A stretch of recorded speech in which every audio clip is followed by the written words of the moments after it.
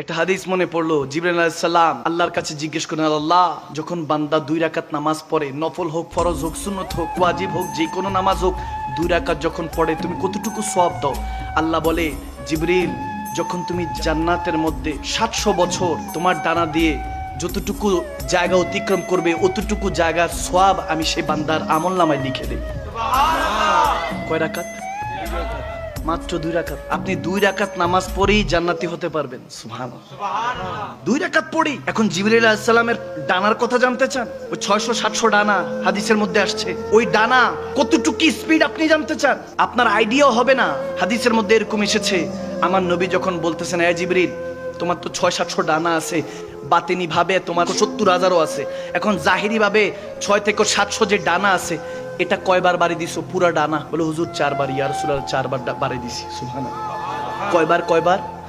4 বার বাড়ি দিছি। বলে কখন? বলে প্রথমবার যখন বাড়ি দিছি ইয়া রাসূলুল্লাহ তখন সিদরাতুল মুনতাহায় ছিলাম, ইউসুফ আলাইহিস সালামকে তেনার ভাইরা কূপে নিক্ষেপ করছে, আল্লাহ ডাক দিয়ে বলে, এই জিবরিল আমার ইউসুফকে তার ভাইরা কূপে নিক্ষেপ করছে, কুয়ার মধ্যে নিক্ষেপ করছে, যা তাকে বাঁচা, নয়তোবা সেই জাতিকে ধ্বংস করে দিব। বলে আমি একবারই দিয়ে এসে ইউসুফ আলাইহিস সালামকে ক্যাচ করলাম। সুবহানাল্লাহ বলেন, সুবহানাল্লাহ বলেন। বলে তারপর দ্বিতীয়বার কখন বাড়ি দিছো? বলেন 4 বার। 4 বার এত স্পিডে আসছে। সুবহানাল্লাহ বলেন। 4 বার, ভালো মতো শুনে যান। তারপর বলে দ্বিতীয়বার? বলে দ্বিতীয়বার ইয়া রাসূলুল্লাহ যখন নমরুদ ইব্রাহিম আলাইহিস সালামকে আগুনে নিক্ষেপ করছিল, যখন নিক্ষেপ করছিল আমি তখন জান্নাতে ওখানে মধ্যে ছিলাম, ইন্তজার করছিলাম। আল্লাহ ডাক দিয়ে বলে, এই জিবরিল আমার খলিলুল্লাহকে কষ্ট দেওয়ার জন্য আগুনে নিক্ষেপ করছে নমরুদ বেদুরুদ, যাও আমার ইব্রাহিমকে খলিলুল্লাহকে বাঁচাও। বলে আমি ইয়া রাসূলের সেই 700-600 ডানা বাড়ি দিয়ে সাথে সাথে এসে আগুনের নিক্ষেপ হওয়ার আগেই ইব্রাহিম আলাইহিস সালামকে ক্যাচ করলাম। সুবহানাল্লাহ। বলে এরপরে?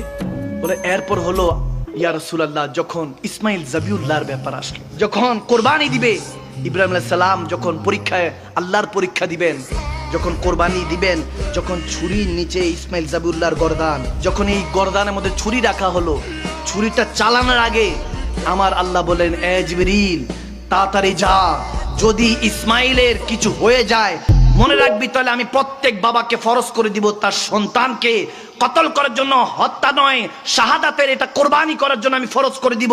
এই জন্য সাথে সাথে আমার জিবরিল আলাইহিস সালাম বলেন যে আমি জিবরিল ওই 600-700 ডানা বাড়ি দিয়ে গিয়ে দৌড়ায় গিয়ে